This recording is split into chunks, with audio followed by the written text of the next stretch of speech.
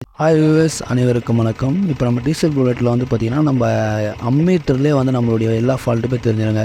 இப்போ வந்து நம்மளுடைய லெஃப்ட் சைடு இண்டிகேட்டர் போட்டால் கரெக்டாக ஒர்க் ஆகுது. இப்போ ரைட் சைடு இண்டிகேட்டர் ஆன் பண்ணுறேன். இந்த ஹாம் மீட்டர் பாருங்கள் எவ்வளோ டவுன், அதாவது மைனஸில் போகுது பாருங்கள். மைனஸில் போகுதுனாலே எங்கேயோ வந்து ஒயர் வந்து ஷார்ட் சர்க்யூட் ஆகுது.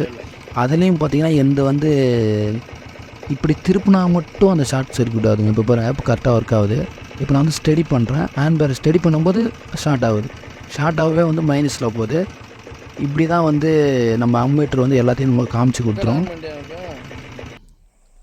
இப்போ வந்து ஷார்ட் சர்க்யூட்டுக்கு வந்து மைனஸில் போகுது. இப்போ வந்து ஏதோ ஓப்பன் சர்க்யூட்னால் வந்து அந்த இதுவே வந்து இப்போ ஒரு பிரேக் அடித்து லைட் எரியுதுன்னா எரியும் போது அந்த முள் வந்து லைட்டாக வந்து மைனஸ் பக்கம் லைட்டாக போனோம். ஆனால் அப்படி போகலன்னா அந்த இதுக்கு வந்து நம்ம இங்கே ஓப்பன் சர்க்யூட் ஆகிருக்கு. அதாவது அந்த இப்போ ஹாரன் போகுதுன்னா ஹாரன் அமுக்கும் போது பார்த்தீங்கன்னா ஹாரன் பட்டன் அழுத்தும் போது அது வந்து லைட்டாக மைனஸ் போகணும். ரொம்ப மைனஸ் போடுது, லைட்டாக அந்த லோடுக்கு ஏற்ற மாதிரி மைனஸ் போகணும். அப்படி போகாமல் இருந்ததுன்னா அது வந்து ஓப்பன் சர்க்யூட் ஆகிருக்குன்னு அர்த்தம். அட்லீஸ்ட் லைட்டாக ஒரு ஷேக்காக ஆகணும். அப்படி ஷேக் ஆச்சுன்னா அந்த ஹார்னுக்கு லைன் போகுதுன்னு அர்த்தம். அப்படி போனோம்னா ஓப்பன் சர்க்யூட்னு அர்த்தம். ஷார்ட் சர்க்யூட், ஓப்பன் சர்க்யூட்டு எல்லாத்தையுமே வந்து அந்த அம்மீட்டரே நம்மளுக்கு வந்து காமிக்கும். அதை வச்சு பார்த்துக்கலாம். இதை வந்து நானே வந்து என்ன பண்ணிட்டேன், இண்டிகேட்டரை போட்டு ஸ்டடியாக ரொம்ப லாங் ஓட்டிட்டேன். அந்த லாங் ஓட்டிருந்தாலும் என்ன ஆகி போச்சு, நம்ம அம்மீட்டர் ஒயரே வந்து ஹீட் ஆகி லைட்டாக ஸ்மோக்கு புகை வந்துச்சு. அதுக்கப்புறம் தான் நிறுத்திட்டு பார்த்தா அப்போ தான் நான் கவனித்தேன் இதை, அந்த அம்மீட்டர் ஒயரே எரிஞ்சிருக்கு. இது எங்கே ஷார்ட் ஆகுதுன்னு பார்த்திங்கன்னா இதனுடைய ப்ளஸ்ஸு வந்து ஒரு இடத்துல வந்து லிங்க் பண்ணியிருக்கோம். அந்த ஒயர் வந்து பார்த்திங்கன்னா நம்ம சேஸில் வந்து ஒரு இடத்துல வந்து ஒரு வெல்ட் அடித்து அந்த இடம் உடஞ்சிருக்கு. அதில் வந்து உரசி வந்து நம்ம அதை ஸ்டடி பண்ணால் போய் அதில் உட்காருது போல். அதனால தான் அந்த இடம் வந்து நம்மளுக்கு ஷார்ட் ஆகிருக்கு. இப்போ பார்த்திங்கன்னா தெரியும், இதுதான் அந்த ஒயரு. அதுவும் நம்ம ரைட் சைடு இண்டிகேட்டர் சைடு மட்டும்தான்.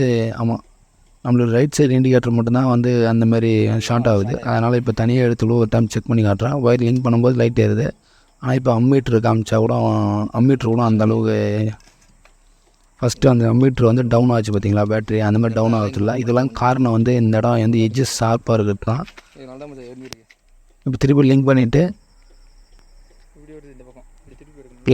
அம்மீட்ரு காட்டுறோம் பாருங்கள். இப்போ ரைட் சைடு இண்டிகேட்டர் தான் போட்டிருக்கு.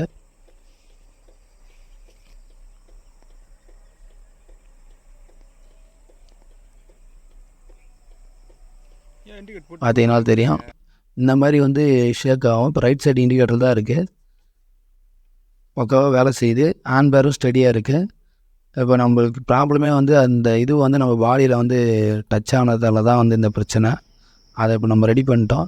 இதை வந்து நான் கவனிக்காமல் வந்து அதாவது இண்டிகேட்டர் போட்டே ஓட்டிட்டேன் கொஞ்சம் தூரம். அதனால் வந்து இந்த அம்மீட்டர் எரிஞ்சிச்சு. இதுக்கு எல்லாத்துக்கும் காரணம் வந்து இவர் தான். இந்த இடத்துல ஏதோ ஒரு ஸ்டாப்பர் மாதிரி இருந்திருக்கு. அது அப்போது உடச்சிட்டு இருக்க போல். அதனுடைய எஜ்ஜஸ் வந்து ஷார்ப்பாக இருக்குது. அதை நான் வந்து இப்போ கட் பண்ண போகிறேன். 2 நாள் கழிச்சு தான் இது வந்து மிஷின் போட்டு கட் பண்ணேன். மிஷின் எடுத்துகிட்டு வந்து மிஷின் கிடச்சிது, அந்த டைம் கட் பண்ணேன். ஒரே இதோ எடிட் பண்ணிட்டேன். அந்த எஜ்ஜஸை வந்து கட்டிங் மிஷின் போட்டு நல்லா வந்து கட் பண்ணிவிட்டு பையில் வச்சு நல்லா தேய்ச்சி விட்டுட்டாங்க.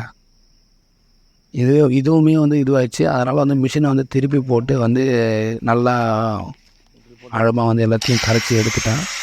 ரொம்பவும் நம்ம அறுத்துடக்கூடாது. நம்மளுடைய சேஸ் வந்து எந்த ஒரு இதுவாக கூட அந்த இதை மட்டும் கரெக்டாக கட் பண்ணி எடுத்து அழகாக ஷைன் பண்ணியாச்சு. நம்ம என்ன தான் கட்டிங் மிஷினில் கட் பண்ணாலுமே அது எட்ஜஸ் வந்து அந்த பர்ருன்னு சொல்லுவாங்க. கட் பண்ண உடனே அதில் இருக்கிற ஷார்ப்னஸ் வந்து ஒரு லைட்டாக வெட்டுற மாதிரி தான் இருக்கும்.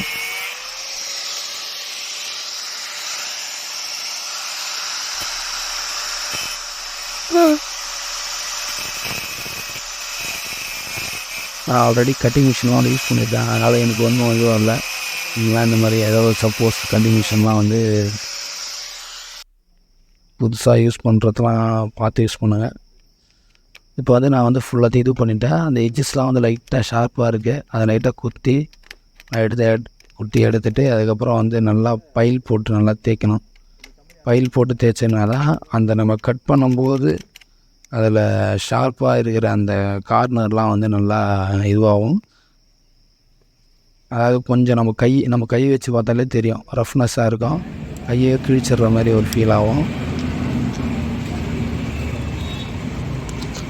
நல்லா கோயில் வச்சு நல்லா தேய்ச்சிட்டிங்கனாலே உங்களுக்கு அந்த எட்ஜஸ்லாம் வந்து மடங்கிடும். அதுக்கப்புறம் ஒயர் நம்ம என்ன திருப்பும் போது எத்தனை டைம் திருப்பினாலும் வந்து நம்மளுக்கு ஒயர் வந்து எந்த ஒரு ஸ்கின் ஆகாது, அதாவது கட் ஆகாது. ஒயர் கட் ஆகி பாடியில் உட்காராது. தேங்க்யூ ஃபார் வாட்சிங். இப்போ வந்து கையை வச்சு நம்ம இது பண்ணால் கூட கை நல்லா ஃப்ரீயாக வழன்னு போயிட்டு வருது. நான் இதுக்கப்புறம் ஒரு பிளாக் பெயிண்ட் வாங்கி லைட்டாக தடவி விட போகிறேன். தேங்க்யூ ஃபார் வாட்சிங்.